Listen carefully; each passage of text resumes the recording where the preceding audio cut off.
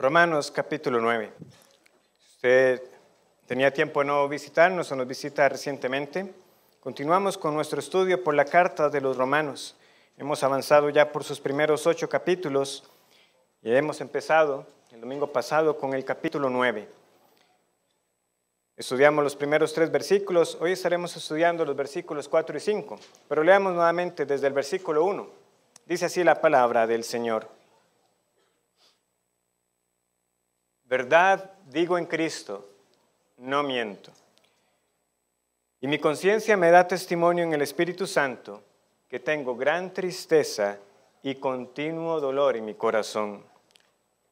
Porque deseara yo mismo ser anatema, separado de Cristo, por amor a mis hermanos, los que son mis parientes según la carne, que son israelitas, de los cuales son la adopción, la gloria, el pacto, la promulgación de la ley, el culto y las promesas, de quienes son los patriarcas y de los cuales, según la carne, vino Cristo, el cual es Dios sobre todas las cosas, bendito por los siglos. Amén.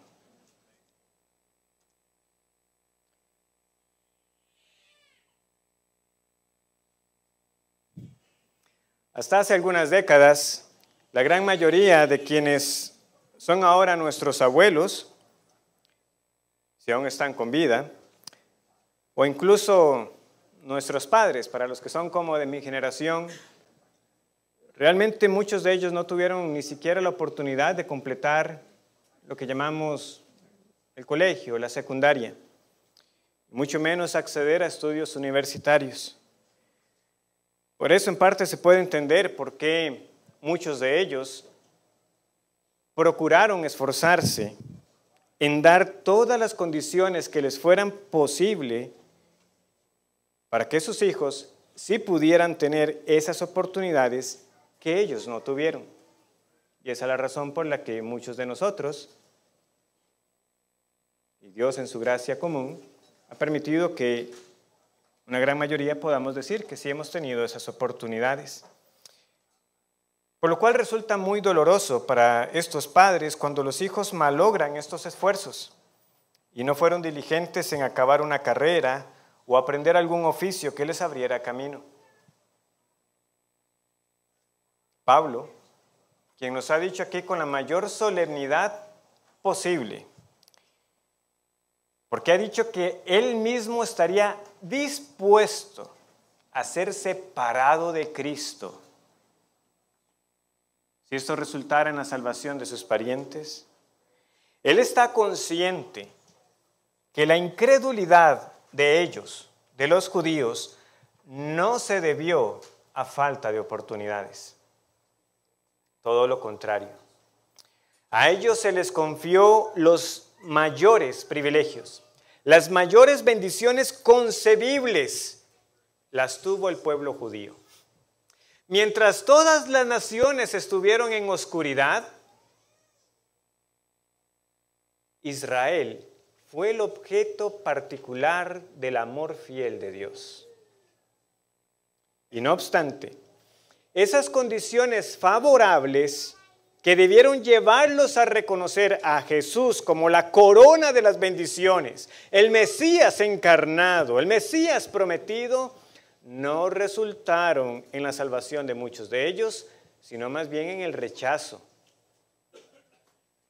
Eso tiene que amonestarnos como cristianos para que realmente apreciemos todo lo que tenemos en Cristo.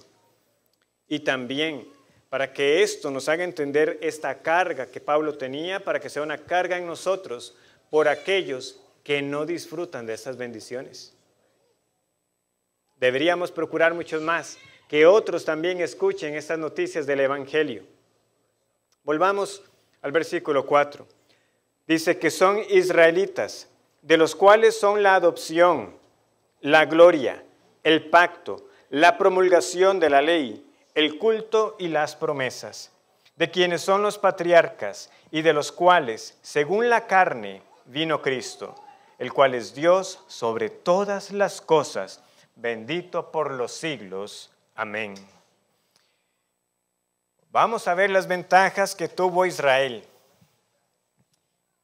Y les digo desde ya, hubo un momento en esta mañana que me bajó como un escalofrío, porque dije yo, ¿voy a tratar todas estas bendiciones en un solo sermón?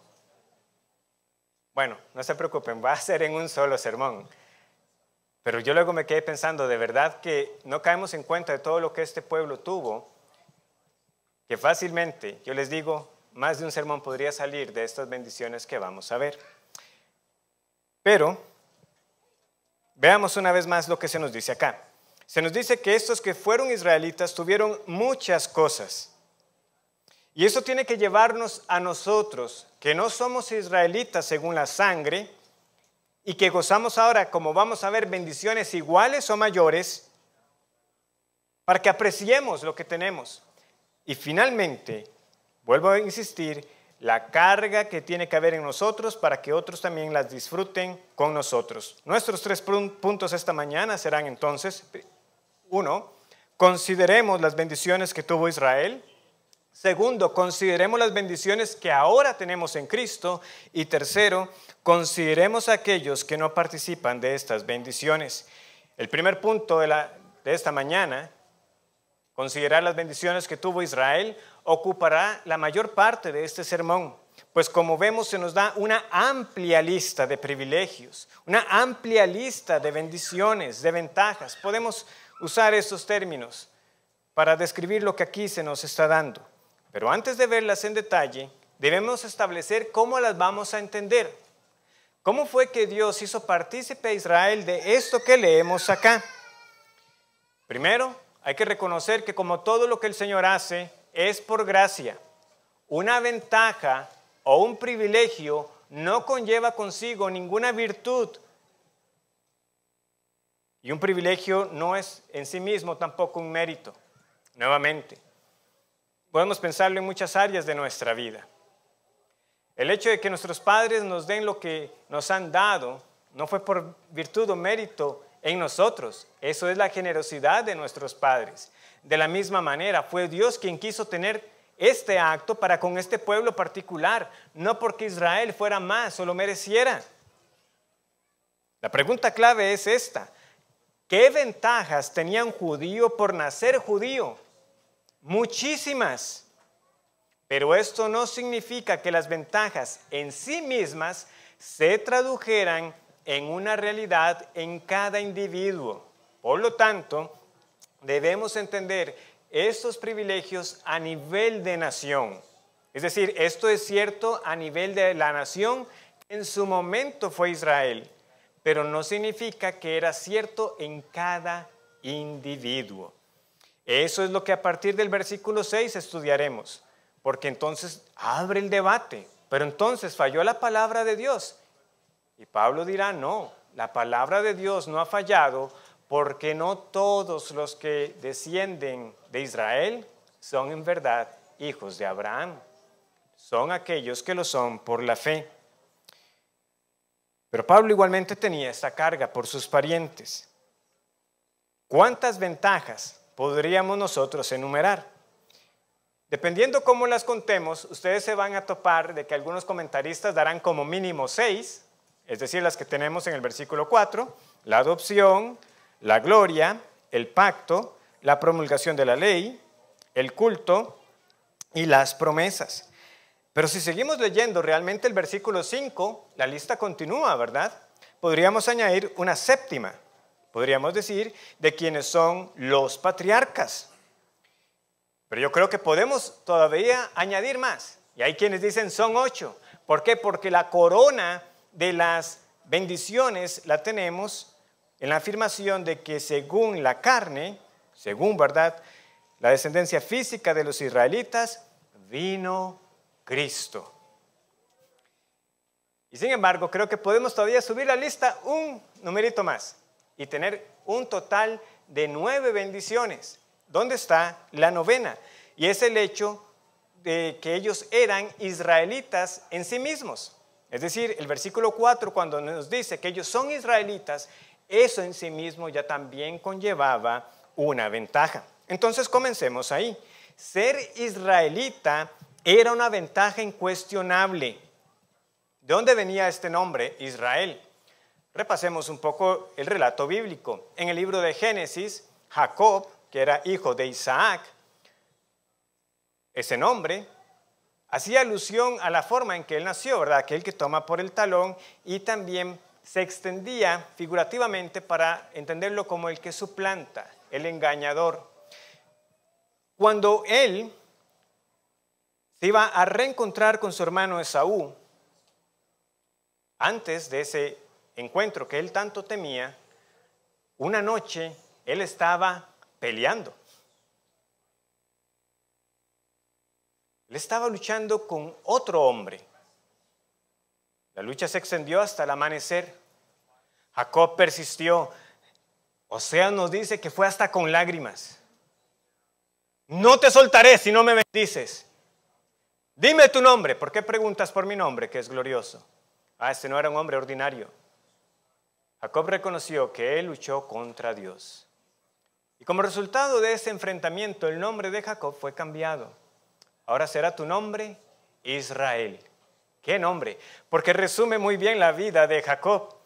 Toda su vida estuvo luchando contra Dios. Estuvo haciendo como él quería. Él estaba en rebelión contra Dios. Ese nombre tiene un juego de palabras. Podemos entenderlo como el que lucha con Dios. Pero también podemos entenderlo como Dios vence.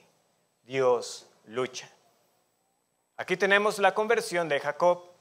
Ya no iba a luchar más contra Dios. Ahora Dios va a luchar por él.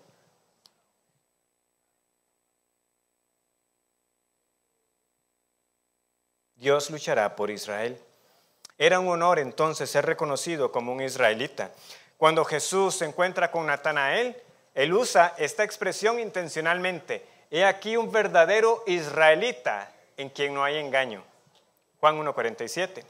En sus predicaciones, Pedro se dirigía a sus parientes como varones israelitas.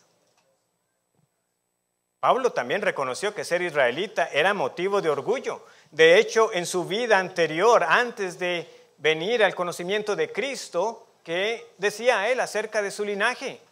Él se jactaba, lo tenía como motivo de ganancia. ¿Son hebreos? Yo también. ¿Son israelitas? Yo también. 1 Corintios 11:22, o más conocido, ¿verdad? Su discurso en Filipenses 3:5. Circuncidado al 8º día, del linaje de Israel, de la tribu de Benjamín, hebreo de hebreos. ¿Ven por qué podemos contar ser israelita como un privilegio en sí mismo? Usted pudo haber nacido en cualquier otra nación, pero no, yo nací israelita. Yo puedo trazar mi descendencia a aquel que una vez luchó contra Dios mismo. Israel fue por tanto la nación que Dios apartó para sí, porque tú eres pueblo santo para Jehová tu Dios. Jehová tu Dios te ha escogido para hacerle un pueblo especial, más que todos los pueblos que están sobre la tierra. Deuteronomio 7:6. Y si usted continúa leyendo, Dios lo hace muy claro. No por ser vosotros más que los demás pueblos os ha escogido el Señor, sino que os quiso amar. Quiso jurar su palabra que había jurado a Abraham, a Isaac y a Jacob. En Amós 3:2, él se los dice de esta manera: a vosotros solamente he conocido de todas las familias de la tierra. Hermanos y amigos, aunque un extranjero se podía circuncidar para contarse como uno más del pueblo, no había en realidad nada que se le acercara a poder decir: yo soy de pura cepa. Sin embargo, cuando vino el israelita, cuando vino aquel contra quien Jacob luchó, ¿qué hicieron? Juan 1:11. ¿Qué hicieron? A lo suyo vino y los suyos lo rechazaron. Ahí estaba, ahí está la razón por la que nos llamamos Israel, y no lo recibieron. A lo suyo vino y los suyos no lo recibieron. ¿Ven por qué les digo? ¿Cuánto podríamos decir de cada una de estas bendiciones? Pero continuemos. También se nos dice en el versículo 4, de los cuales son la adopción. Esta elección particular de que Dios de todas las familias de la tierra conociera solamente a Israel, se expresa todavía más vívidamente con el lenguaje de la adopción. Cuando el Señor encarga a Moisés para que vaya a liberar a su pueblo, Él le dice, a Faraón le dirás lo siguiente. ¿Qué tenía que decirle Moisés a Faraón? Deja ir a mi hijo. Israel es mi hijo, mi primogénito. Éxodo 4:22. Él era su padre, quien los creó, pero el lenguaje va más allá de simplemente el acto de creación. Él los rescató de su esclavitud. Oseas 11:1. Cuando Israel era muchacho, yo lo amé y de Egipto llamé a mi hijo. Sabemos que ese verso también tiene un cumplimiento cristocéntrico. Pero en el momento de la profecía, vean cómo el Señor se está refiriendo a Israel como su hijo. Su hijo. ¡Qué favor tan grande! Aunque eran insignificantes, Dios los quiso amar. ¡Qué honor ser llamados hijos de Dios! Por eso Juan tiene que caer en admiración. Mirad cuál amor nos ha dado el Padre para que seamos hechos hijos de Dios. Y sin embargo, ustedes recordarán, aquellos que estuvieron durante la serie del capítulo 8, que cuando estudiamos este privilegio de ser hechos hijos de Dios, aquel estudio que había realizado un académico alemán, Joaquín Jeremías, que él había investigado, ¿verdad?, las oraciones de los judíos en diversos escritos, en el Talmud y otras fuentes, y no es como hasta el siglo X que se encuentra, X después de Cristo, que se puede encontrar una oración que se le pueda atribuir a un judío donde él esté diciendo a Dios Padre. Aunque Dios les dice, yo los hice mis hijos, ellos no llamaban a Dios Padre. Por eso, el contraste con las oraciones de nuestro Señor Jesús, que frecuentemente llamaba a Dios su Padre. Y nos enseñó a orar a nosotros también, Padre nuestro.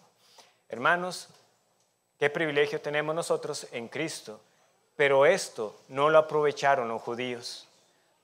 Dios les dijo, yo soy su Padre, y ellos no lo llamaron así. Un privilegio desaprovechado. Continúa la lista, que son israelitas, de los cuales son la adopción, y también les pertenece, ¿qué? La gloria. De ellos también era la gloria. El término griego que tenemos ahí es doxa, de donde tenemos nuestra palabra actual para doxología, donde hablamos de dar, ¿qué? La gloria a Dios, de cantar un canto para la gloria de Dios. En hebreo, el término usual para gloria es kabod. Kabod. Y la idea es de algo que pesa, pero también es la idea de algo que es resplandeciente. Y de esta manera la gloria de Dios se manifestó muchas veces a este pueblo. Cuando Él los rescató de Egipto, ¿qué fue lo que los acompañó? Durante el día, una columna de nube, ¿verdad?, para protegerlos del calor. Y durante la noche, una columna de fuego para protegerlos contra el frío. Y ahí estaba esa columna de nube y de fuego. En el Sinaí también, cuando la ley fue entregada, habían relámpagos, truenos, humo. Ahí había una manifestación visible de la gloria de Dios. El tabernáculo también. Ahí también reposaba la nube de la gloria de Dios. Y posteriormente en el templo. Este acto de que la gloria de Dios y esta nube reposara en un lugar dio origen a un término que, aunque no lo tenemos en la Biblia, yo sé que quizás muchos lo han escuchado porque así lo acuñaron los judíos. Esa es la Shekinah. La gloria de Dios que viene a reposar, a ser evidente que Él está en medio de su pueblo. Entonces ellos tuvieron este privilegio constantemente desde que el Señor los rescató. Estaban esas columnas en su viaje por el desierto, luego cuando estaba en el tabernáculo y eventualmente en el templo. Salomón ora y la nube de la gloria de Jehová llena el templo. ¿Y qué sucedió? Si gustan pueden buscar conmigo Primero de Reyes, capítulo 8. Primero de Reyes, capítulo 8, versículos 10 y 11. Y cuando los sacerdotes salieron del santuario, la nube llenó la casa de Jehová, y los sacerdotes no pudieron permanecer para ministrar por causa de la nube, porque la gloria de Jehová había llenado la casa de Jehová.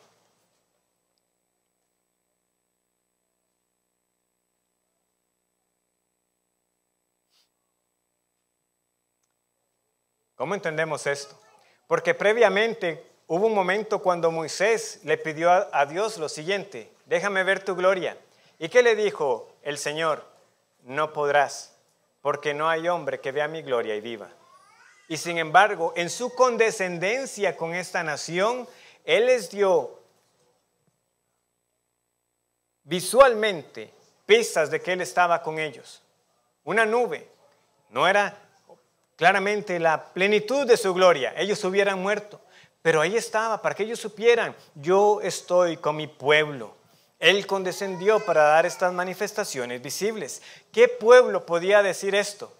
Es más, saben que cuando uno lee con detenimiento lo que acontece cuando ellos cruzaron el mar, que los egipcios vieron la columna, pero la gloria de Jehová para ellos no fue para bendición.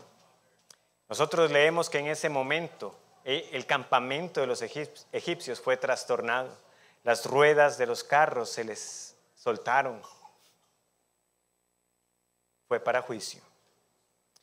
No obstante, ellos mismos, los israelitas, no aprovecharon que Dios habitara entre ellos.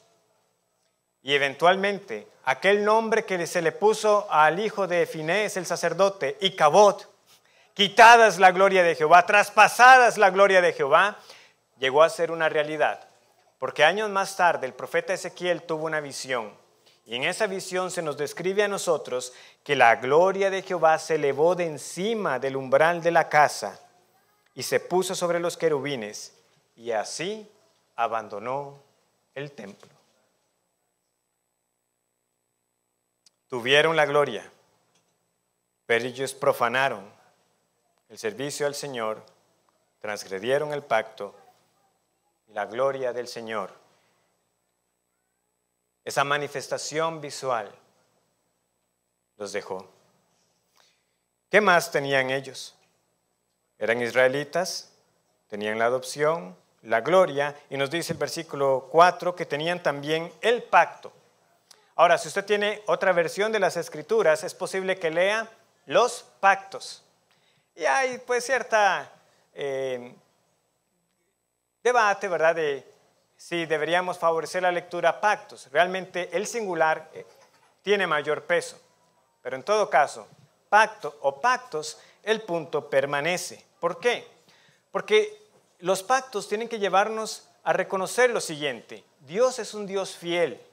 Dios no miente. Él no tiene necesidad de hacer un pacto con nosotros.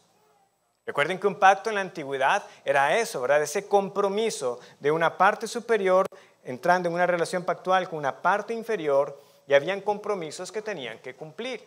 Los contratos actuales todavía reflejan algo de eso. ¿Qué necesidad tiene Dios de someterse a un pacto? De Él establecer un pacto con las criaturas. Pero así le plació.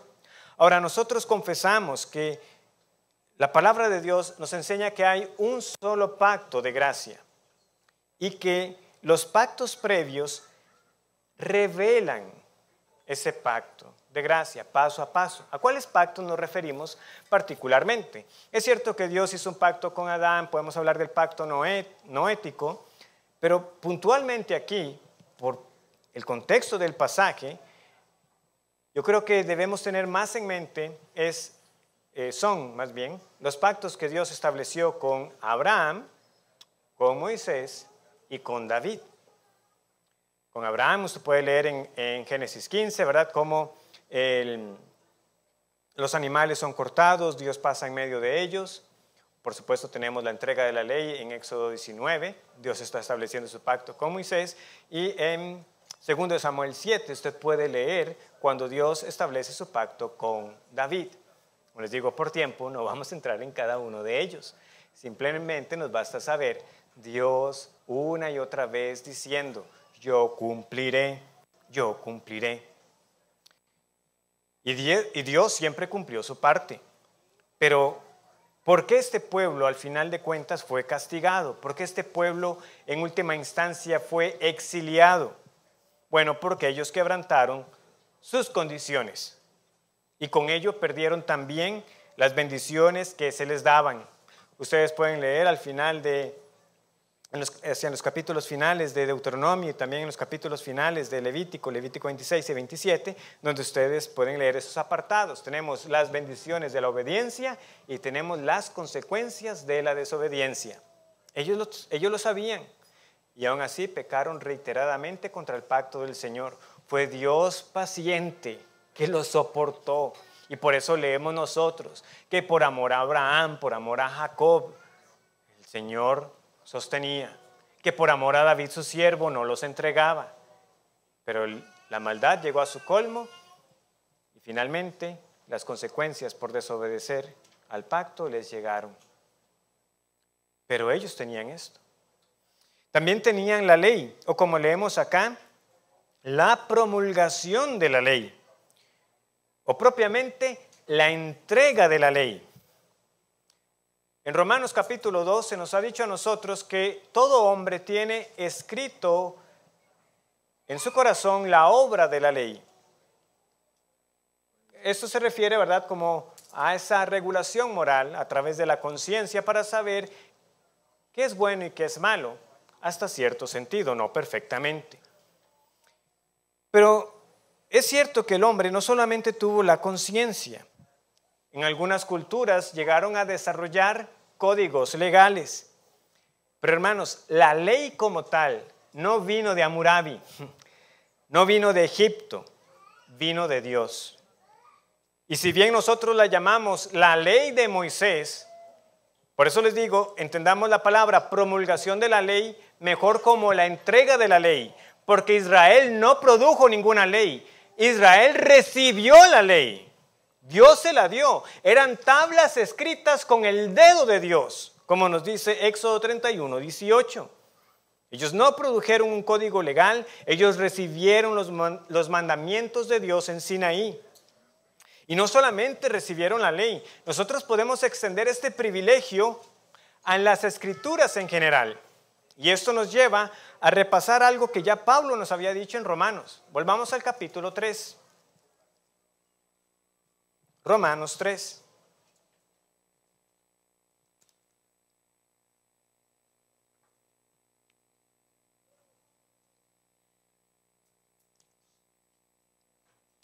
Dice Romanos 3:1. ¿Qué ventaja tiene pues el judío? ¿O de qué aprovecha la circuncisión? Mucho, en todas maneras. Primero, ciertamente que les ha sido confiada la palabra de Dios. Pues que, si algunos de ellos han sido incrédulos, su incredulidad habrá hecho nula la fidelidad de Dios. En su momento vimos cómo Pablo jugó con nosotros, por decirlo así. Creó como una expectativa. Porque vean que la pregunta es, ¿qué ventaja tiene pues el judío o de qué aprovecha la circuncisión? Dice mucho, en todas maneras. Y nos dice primero. ¿Y el segundo? ¿Y el tercero? ¿Dónde quedaron? ¿Se le olvidó a Pablo? No. Pablo en su momento se limitó solamente a decirnos, los judíos tienen una gran ventaja, ellos tienen la ley, es más, tienen las escrituras como tal. Pero Pablo no se olvidó de esta pregunta. ¿Qué ventaja tiene el judío? Como vemos en Romanos 9, ahora está ampliando la respuesta a la pregunta que ya nos hizo en el capítulo 3. Les ha sido confiada la palabra de Dios. Hermanos, en su momento reflexionamos. Qué enorme privilegio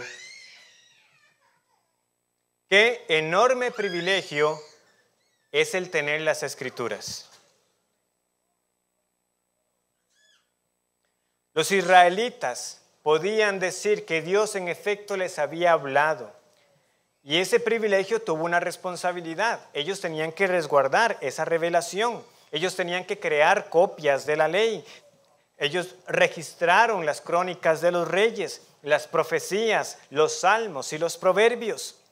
Pero ese privilegio tenía que ser correspondido con la responsabilidad no solamente de preservar lo que Dios había dicho, sino de acatarlo, de obedecerlo. Porque ellos no tenían que adivinar cuál era la voluntad de Dios. Ellos sabían lo que Dios había dicho. Y tenemos muchas formas de contestar esa pregunta. ¿Qué pedía Dios de ellos? Y amarás al Señor tu Dios con toda tu alma, con toda tu mente, con todo tu corazón y con todas tus fuerzas. Ese era el resumen de la ley. Oh hombre, Él te ha dicho lo que pide Dios de ti. Que ames la misericordia, que ames la justicia y que camines humildemente delante de tu Dios. Pero nuevamente, el pecado y el desdén por las Escrituras y por la ley se vio de muchas formas. Vean, los 10 mandamientos fueron quebrantados en cada época que podamos imaginar de la historia de este pueblo. O sea, Dios no había terminado de escribir los mandamientos en las tablas de piedra cuando ya estaban adorando al becerro. Y en la época de los jueces, ¿cuál es el resumen que tenemos por excelencia de esa época? Y cada uno hacía lo que bien le parecía. No había rey en Israel. Ahora sí, ya vino el rey, ya el pueblo no va a hacer lo que bien le parece. Tampoco. Los reyes tenían que tener una copia de la ley, la cual tenían que leer todos los días.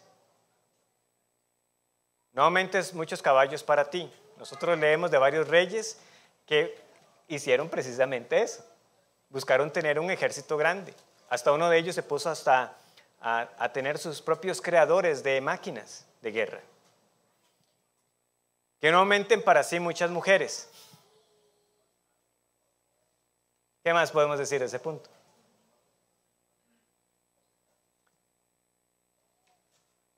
Descuidaron tanto la ley de que el hallazgo de la ley fue un acontecimiento en el reinado de Josías. El rey tenía que tener su copia todos los días que se le leyera. O sea, hermanos, esto solamente nos hace ver la condición en la que este pueblo estaba y cuál aprecio realmente tuvieron a la ley y a la revelación del Señor. Y todavía más, ya en los tiempos de las profecías, cuando se acerca su caída, Isaías tiene que denunciar, ¿verdad?, que este pueblo solamente lo honraba de labios y que habían añadido a la ley mandamientos de hombres. Todo era una obediencia superficial, su corazón realmente estaba lejos de Dios. Otro privilegio desaprovechado. Continúa el versículo 4 y nos dice que de ellos era también el culto. De ellos fue también el culto. La palabra aquí es latreia y puede ser también traducido como servicio o adoración. De hecho, Jesús advirtió a sus seguidores que iban a llegar los días que aquellos que los persiguieran pensaban que estaban rindiendo servicio a Dios. Es la misma palabra, que estaban rindiendo culto o adoración a Dios. El contexto de Romanos 9 nos hace pensar en el sistema de sacrificios. ¿Y por qué podemos decir eso? Bueno, porque Pablo en Romanos 12:1 nos dice lo siguiente: así que, hermanos, os ruego por las misericordias de Dios que presentéis vuestros cuerpos en sacrificio vivo, santo, agradable a Dios. Y dice que es vuestro culto racional. Es latreia también. Entonces, Pablo nos está diciendo, ahora somos nosotros los que nos presentamos como el sacrificio. Ya en su momento estudiaremos más ese pasaje. Pero entonces, aquí también pensemos lo siguiente. Nadie fuera de Israel sabía en realidad cómo adorar a Dios. No lo sabían. No tenían el detalle de cómo se presentaban los diezmos o las ofrendas a Dios, cómo se presentaban las ofrendas de paz, las ofrendas por el pecado, cuáles animales podían ser sacrificados, cuál era la composición del incienso que se podía ofrecer al Señor. Y podemos seguir añadiendo más. Nadie tenía ese detalle, nadie tenía esa revelación. ¿Quién sabía todas estas cosas? Solamente Israel, porque a ellas Dios le plació revelárselas. Así es como yo soy adorado. Todo estaba debidamente regulado. Se les dieron a ellos las descripciones detalladas del mobiliario del tabernáculo, que luego se pasó al templo, también de los utensilios. Tenían un calendario litúrgico, en el mes tal, en la semana tal, vas a contar tantas semanas, en el día tal, y vas a presentar tantos animales, tantas tortas de harina. Todo minuciosamente dado. Tenían las fechas, las indicaciones. Es cierto que cuando estuvo el templo, ciertas funciones cambiaron para los levitas, pero aún así David también se preocupó para que todo eso estuviera en orden. Había un calendario de servicio para los levitas, para la distribución de los cantores, todo regulado. Hermanos, ellos sabían muy bien lo que había pasado con Nadab y Abiú. Ellos se pusieron creativos, ofrecieron un incienso, un fuego extraño que Dios no les mandó. Y ahí murieron. Ellos sabían lo que le pasó a Usa cuando extendió su mano para que el arca no cayera. Ahí lo fulminó el Señor. Ellos también sabían lo que pasó con Usías, ese rey que quiso también ofrecer el incienso y la lepra le brotó en la frente. Y es aquí donde uno una vez más se admira de la paciencia del Señor. Él soportó a este pueblo que se volvió a los ídolos, que durante todas estas épocas que les acabo de mencionar, nosotros leemos que ellos se volvían al culto de Baal, al culto de Acera, que ofrecieron sacrificios a Moloc. El Señor se los dijo así a través de los profetas. ¿Me rendían ustedes realmente en el culto? ¿No andaban ustedes ahí con esos ídolos también? Fue mucha su hipocresía. Por tanto, el Señor abominó sus holocaustos y sus ofrendas. Es más, ¿sabe de quiénes también el Señor tiene que decir cosas como estas? De los que regresaron del exilio. Nuevamente, ya estudiamos eso con los profetas menores, pero usted podría pensar, bueno, ¿quiénes tendrían que apreciar el hecho de poder volver a Jerusalén, sino los que tuvieron que experimentar lo que era estar en el exilio? Y sin embargo, en Zacarías el Señor tiene que reprenderlos por sus ayunos. Señor, lloraremos en el mes quinto. ¡Qué pretenciosos! ¿Cuándo les mandé eso? O el atrevimiento, como lo denuncia Malaquías, de presentar animales defectuosos, ciegos, cojos. Vaya y presénteles a su príncipe a ver si se lo va a aceptar. Ellos que podían ofrecer el culto como Dios lo pedía, no lo hicieron. Otro privilegio desaprovechado. Termina el versículo 4 diciéndonos que de ellos son también las promesas. Es interesante que se nos nombren por aparte, porque como ya mencionamos, los pactos, realmente los pactos tienen promesas asociadas con ellos. Pero es cierto que, de nuevo, hermanos, nuestro Dios es tan desprendido que vamos a encontrar ejemplos en las Escrituras de promesas que Él daba liberalmente, adicionales a las que ya en el pacto se habían garantizado. Pero, nuevamente, creo que el contexto nos debe llevar a considerar una de las promesas más importantes, y fue la que se le dio a Abraham, ¿verdad? Dios llama a Abraham, dice que va a ser de él una gran nación, y que en él serán benditas todas las familias de la tierra. Y sin embargo vemos que encuentro tras encuentro Dios sigue no solamente reafirmando esa promesa, sino añadiendo todavía más. Tu descendencia no va a poder ser contada. Mira las estrellas en el cielo, la arena en el mar, si las puedes contar, así será tu descendencia. voy a ser su Dios y voy a habitar en medio de ustedes. Es más, no solamente va a ser su descendencia numerosa, no solamente voy a ser su Dios y el de su descendencia y estaré en medio de ustedes para siempre, les voy a dar una tierra. Ven a lo que me refiero. Dios va añadiendo más y más y sigue prometiendo. Este Dios liberal. Pueden leer más de eso también en Génesis 12, Génesis 15, Génesis 17. Y Dios es fiel. Él no miente. Él hizo de Abraham una gran nación y le dio la tierra. Josué, el libro de Josué es el testimonio de que Dios cumple. No faltó ni una sola palabra de las buenas cosas que el Señor había prometido. Es lo que nosotros leemos en el libro de Josué. La tierra se repartió. Ahora, desde esa repartición ya nosotros podemos anticipar que quienes no estaban aprovechando la tierra que Dios les estaba dando eran ellos, porque no expulsaron a los cananeos como tenían que haberlo hecho, sino que quedaban unos aquí y otros allá, habitando en medio de ellos. Luego vino la ruptura en dos reinos. Tenemos el reino del norte y el reino del sur. El reino del norte cae en mano de los asirios, el reino del sur en mano de los babilonios.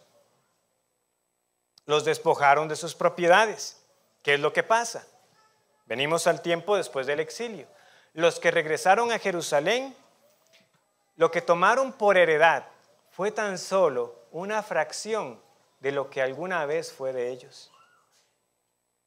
Pueden ver como de aquello que Dios le decía, alza tus ojos y mira, están reducidos a un puñito de tierra.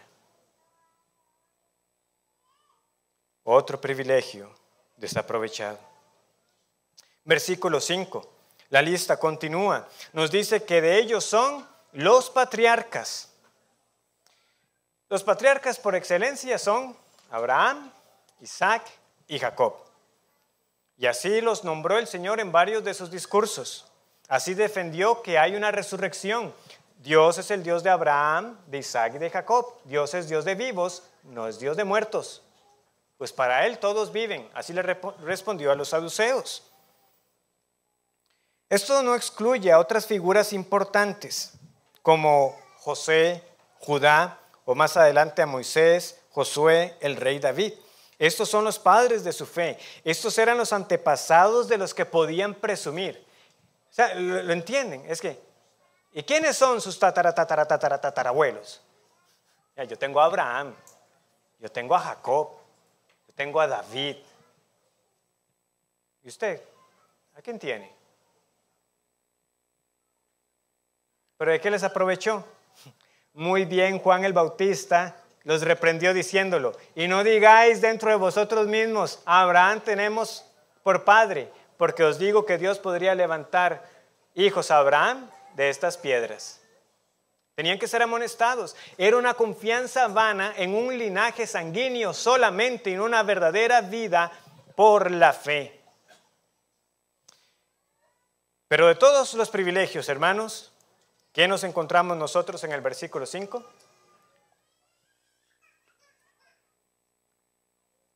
Y de los cuales, según la carne, vino Cristo, el cual es Dios sobre todas las cosas, bendito por los siglos. De ellos era todo esto, ser Israel, nación escogida, adoptada por Dios, vieron su gloria, recibieron el pacto, la ley, el culto, las promesas, descendientes de los grandes patriarcas, que ahora era esa nube de testigos que habían vivido por la fe, pero la gran corona de todos los privilegios es que fue de ellos, según la carne, donde se preservó la gran promesa de Génesis 3:15. La simiente de la mujer fue preservada en la descendencia de Israel, Cristo Señor, el bendito Dios que es por los siglos de los siglos. ¿Qué nación podía decir eso? Es de nosotros que viene el Mesías. Y el Mesías vino y no lo conocieron. Increíble. Ahora, hermanos, aquí estamos ante una declaración asombrosa. El Cristo que nació, nació según la carne. Es hombre, pero no es solamente un hombre, Vean lo que está diciendo. Vino Cristo según la carne, el cual es Dios. El cual es Dios. Dios sobre todas las cosas, bendito por los siglos. Amén. Observemos lo siguiente. Primero, vean, estas palabras casi que parecen una doxología. Para que ustedes y yo las leemos y que nos sentimos como inclinados a responder amén también. Pero hay que aclarar algo. Pablo aquí no está haciendo una doxología, porque sería muy extraño que él dijera, yo tengo dolor por los que se pierden, ellos no han aprovechado sus privilegios, bendito sea el Señor. Ven como que choca, ¿verdad? Como que Pablo esté alabando a Dios por la incredulidad de sus parientes. No, ese amén, como vamos a ver, es Pablo como firmando, esto que estoy diciendo es verdad. Pablo no alaba al Hijo por la incredulidad de los judíos. Es lo que está afirmando aquí, es una de las declaraciones más asombrosas de la divinidad del Señor. Es más, esta es la fuerza de la declaración que tenemos aquí, que ustedes ya pueden imaginarse cuáles grupos han querido distorsionar la traducción de este versículo. Empieza con testigos y termina con de Jehová. Ellos quieren decir aquí, no, vea, ahí no está diciendo que Él es Dios. Lo que está diciendo es que según la carne vino Cristo, bendito sea Dios. Vean, no hay cómo traducir ese versículo de esta manera. El griego afirma, vino Cristo, el cual es Dios. Él es Dios.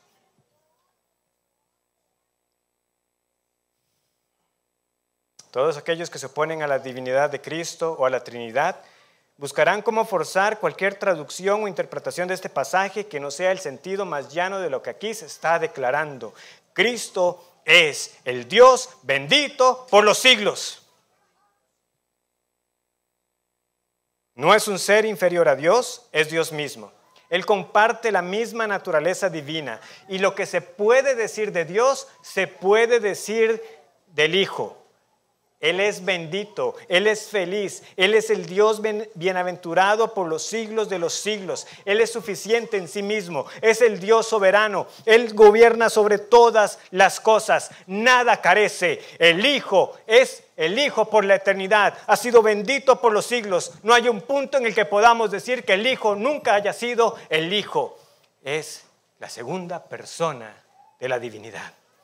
Él es el Dios bendito. Por eso podemos rendir nuestra adoración a Cristo sin incurrir en ningún pecado de idolatría.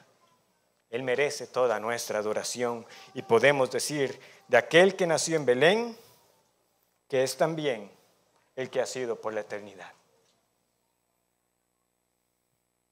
Por eso Pablo cierra estas ventajas y en particular la afirmación de la divinidad con un amén. Recuerden que amén es verdad, es verdad. Así es. Todo lo que he dicho anteriormente, recuerden que él empezó el versículo 1 diciendo, verdad digo en Cristo. Pablo no se va a atrever a mentir. Lo que estoy diciendo es verdad.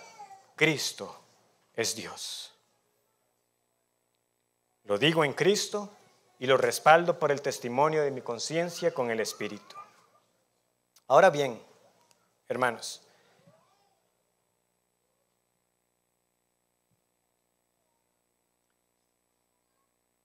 nosotros corremos el riesgo de ver hacia atrás y solo criticar a este pueblo por haber desaprovechado todo lo que Dios les dio en su gracia. Por eso es necesario que nosotros consideremos, si estamos en Cristo, lo que tenemos en Él. Una buena forma de repasar todo lo que tenemos en Él sería simplemente tomar el tiempo y volver a leer Romanos 8. Que no hay condenación para los que están en Cristo, que nada nos separará del amor de Dios que es en Cristo Jesús. Antes bien, todas las cosas ayudarán a nuestro bien. Pero saben, cuando vemos estas bendiciones que tenemos aquí, los cristianos, que ahora somos el verdadero Israel, podemos decir que lo que está aquí, ahora es mío, ahora es nuestro. Más bien lo que ellos tuvieron fue la sombra, ahora es mejor y será todavía mucho mejor. Ahora estamos viviendo apenas el anticipo de lo que se consumará en el final de los siglos.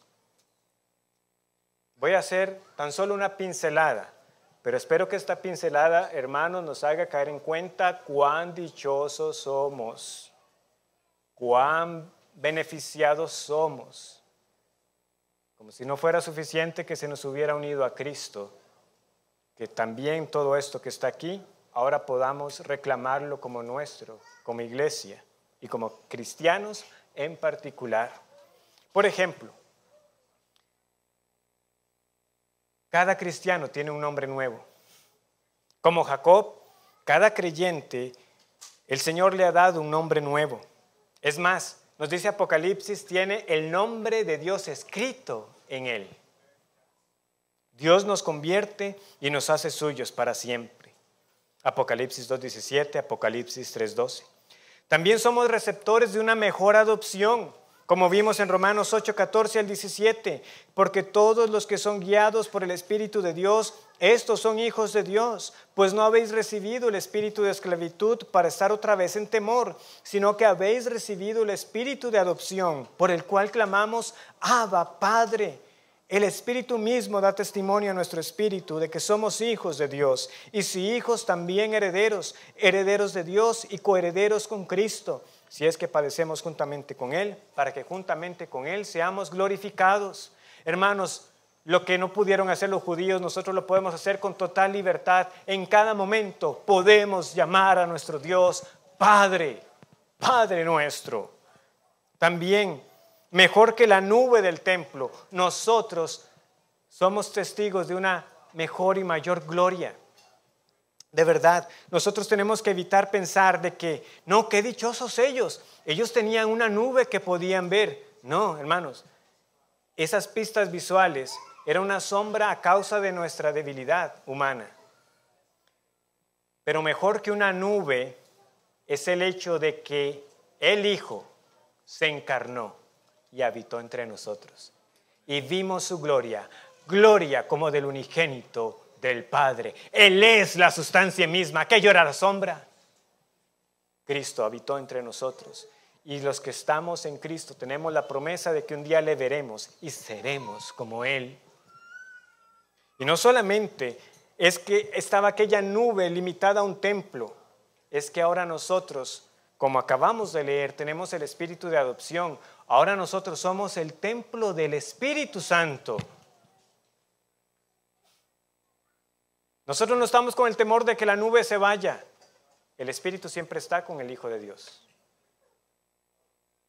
También somos receptores de un mejor pacto. Hermanos, aquellos pactos fueron condicionales. Podían ser quebrantados y de hecho, como vimos, los quebrantaron. Pero el nuevo pacto es incondicional. O podríamos decirlo, Cristo se aseguró de que las condiciones fueran satisfechas. Cristo lo cumplió todo a cabalidad para que ahora nosotros simplemente recibamos todas las recompensas y todos los beneficios. Hermanos, eso es el nuevo pacto para nosotros. También tenemos una mejor relación con la ley, ¿verdad? Aquí nosotros no decimos, bueno, fuera la ley, ya se fue también. No, la palabra nos enseña de que ella sigue siendo vinculante para nosotros. Pero como creyentes ahora estamos en una mejor relación. ¿Recuerdan? Nosotros morimos a la ley. Y así, muriendo nosotros, se disuelve ese matrimonio en el cual nosotros éramos la parte culpable y somos libres de la maldición de la ley. Y ahora nuestra relación con ella es diferente. El Señor nos cambia para que amemos la ley, para que la tengamos como regla de vida. Ahora más bien ella ha sido escrita no en tablas de piedra, sino que ha sido escrita en nuestros corazones. Eso es parte de las bendiciones del nuevo pacto, hermanos. Nosotros ya no buscamos la redención por las obras de la ley, pero sí seguirla como regla de vida. También tenemos un mejor culto. Aquí todos tenemos que decir amén. Imagínense aquí estar nuevamente sacrificando animales. Pero no, Cristo, un solo sacrificio, perfecto y para siempre. Estamos libres de todas aquellas regulaciones, tanto detalle aquí y allá. Ahora no nos confundamos, Dios sigue regulando su adoración, pero qué diferente. Ya no dependemos de un lugar, ya no tenemos que estar ofreciendo aquellas ofrendas que eran de aquella dispensación. No, el sacrificio de Cristo puso fin a esas ofrendas que no podían limpiar del pecado. ¿Qué le dijo él a la mujer samaritana? Esta es la verdadera adoración a Dios, es espiritual. Mujer, créeme que la hora viene cuando ni en este monte ni en Jerusalén adoraréis al Padre. Después de eso, Cristo no se olvida de los judíos. No sigue olvidando que el gran privilegio de los judíos es la salvación vino de ellos, ¿verdad? Porque la salvación viene de los judíos. Y luego, ¿qué le dice en el siguiente versículo? Mas la hora viene y ahora es cuando los verdaderos adoradores adorarán al Padre en espíritu y en verdad, porque también el Padre tales adoradores busca que le adoren. Tenemos mejores promesas. Ese es el lenguaje de la Escritura. Hebreos 8:6 nos dice, pero ahora tanto mejor ministerio es el suyo, el ministerio de Cristo. ¿Por qué? Porque es mediador de un mejor pacto establecido sobre mejores promesas. Hermanos, Cristo es nuestro mediador. Él nos da mejores promesas en el nuevo pacto, porque todas las promesas de Dios en Él son en Él sí y en Él amén. 2 Corintios 1:20. Los que por la fe son hijos de Abraham son también participantes de la promesa de que son herederos ¿de qué? De Canaán. No, mucho mejor, herederos del mundo, como nos decía Romanos 4. Todo el mundo, el nuevo mundo, la nueva creación. Dios habitará en medio de nosotros y seremos su pueblo. Y Él será nuestro Dios y nada lo impedirá y nada irrumpirá esa comunión. Hermanos, qué bendiciones tenemos. Cuántos privilegios para hombres y mujeres como nosotros, que tampoco éramos mejores que los demás. Pero Dios nos conoció particularmente, electivamente, salvíficamente, y nos da todo esto y más en Cristo. Esto es solo una pincelada, hermanos, de todo lo que se nos da. Por Él tenemos libre acceso al trono de la gracia. ¿Cómo no alabarle? ¿Cómo no apreciar que tengamos acceso a su palabra cada día y que en su día nos sea expuesta para nuestra amonestación y consuelo? ¿Aprecias tú lo que el Señor te da aquí cada domingo? Y que cada día tú puedas orarle a Él. Que no dependes de un sacrificio anual para sentir de que tus pecados han sido perdonados, sino que puedes tener la plena confianza de que como Cristo ya hizo satisfacción por ellos, te puedes presentar a cada instante al trono de la gracia a implorar perdón y tendrás el oportuno socorro.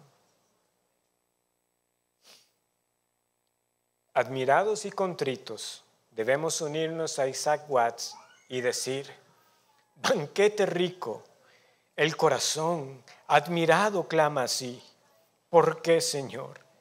¿Por qué será que me invitaste a mí? ¿Por qué me hiciste oír tu voz y entrar a tu bondad?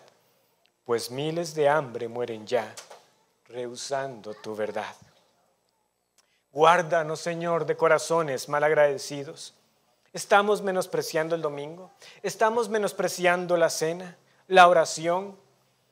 Si aquel pueblo fue responsable, ¿cuánto más somos nosotros si descuidamos una salvación tan grande?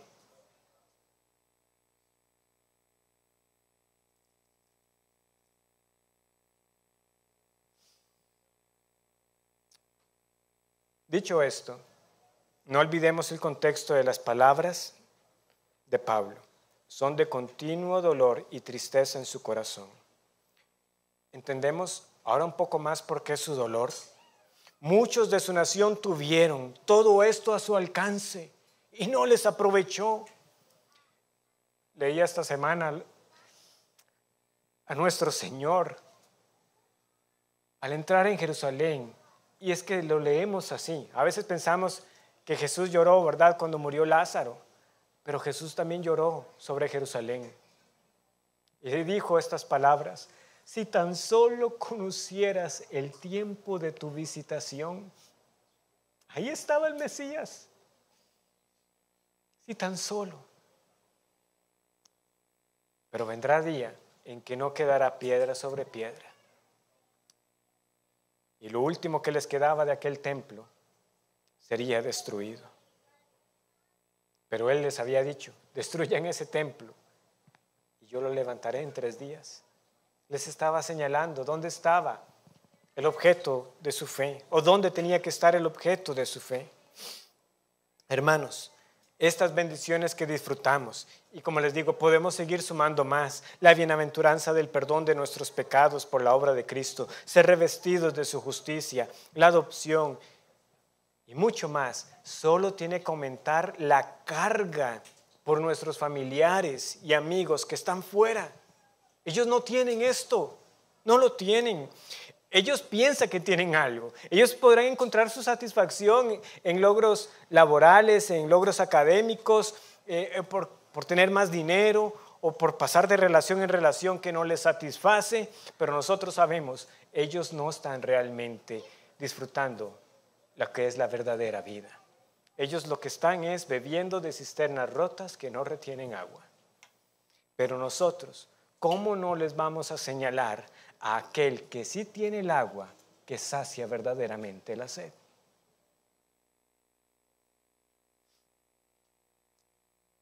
Es cierto que los cristianos somos responsables por apreciar todas estas bendiciones que tenemos en Cristo, y somos también responsables de anunciar este evangelio a los incrédulos. Pero yo no puedo terminar el sermón sin enfatizar que ustedes que esta mañana están escuchando también son responsables por sí mismos ante Dios. Niños, ustedes seguirán escuchando esto aquí por el tiempo que sea necesario. Es bueno que tengan padres cristianos, pero eso no los hace cristianos.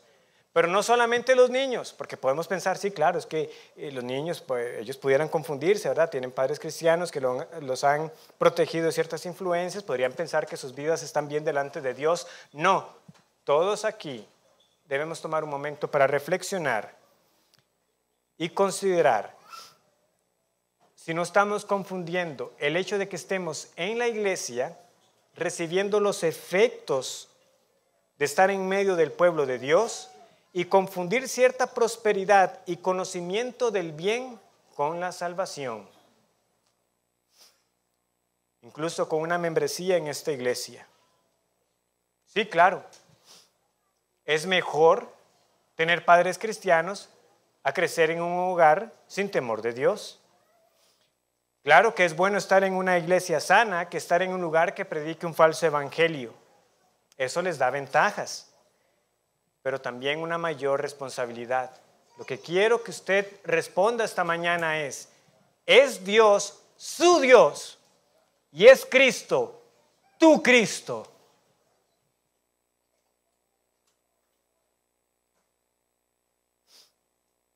¿Es tu Redentor? Finalmente, yo sé que la incredulidad de algunos a veces nos puede desanimar. Pastor, yo entiendo lo que usted está diciendo, yo he hablado, pero sabemos que es el Señor quien cambia los corazones. Hermanos, no desmayemos. Recuerden la afirmación de Pablo en Romanos 3, la incredulidad de ellos no anula la fidelidad de Dios. Podríamos pasar horas viendo cada promesa cumplida de parte de nuestro Dios. Él nos dijo que el Mesías saldría de Judá, se cumplió. Que sería del linaje de David, se cumplió. Que su nombre sería Emmanuel, se cumplió. Que nacería en Belén, se cumplió. Que llevaría nuestros dolores, se cumplió. Que sería el siervo sufriente, se cumplió. Que repartirían sus vestidos, se cumplió. Que sería traspasado y ninguno de sus huesos quebrantado, se cumplió. Que se levantaría el tercer día, se cumplió. Que nos dijo que regresaría por nosotros, se cumplirá. Cristiano, aguárdalo. Y amigo sin Cristo, no esperes más. Aférrate a Él. La eternidad está en juego y la gloria y la vida solo están en Cristo, solo en Él. Oremos. Gracias, Señor, por tu palabra. Gracias por confrontarnos con todo lo que tú nos das en Cristo, para que nosotros no solamente caigamos en un sentido de superioridad, criticando a aquellos que antes tuvieron estas promesas y no las aprovecharon, sino que nosotros mismos seamos diligentes y disfrutemos verdaderamente de las bendiciones que tenemos en el nuevo pacto. Pero nos guardes también del egoísmo, pensando que esto es solamente para nosotros, y olvidar la compasión por aquellos que están sin el Señor. Ensancha nuestros corazones, que seamos diligentes en aprovechar lo que nos das y proclamar este evangelio precioso para la salvación de otros. Nosotros estábamos ajenos a las promesas y al pacto, pero nos reconciliaste en Cristo.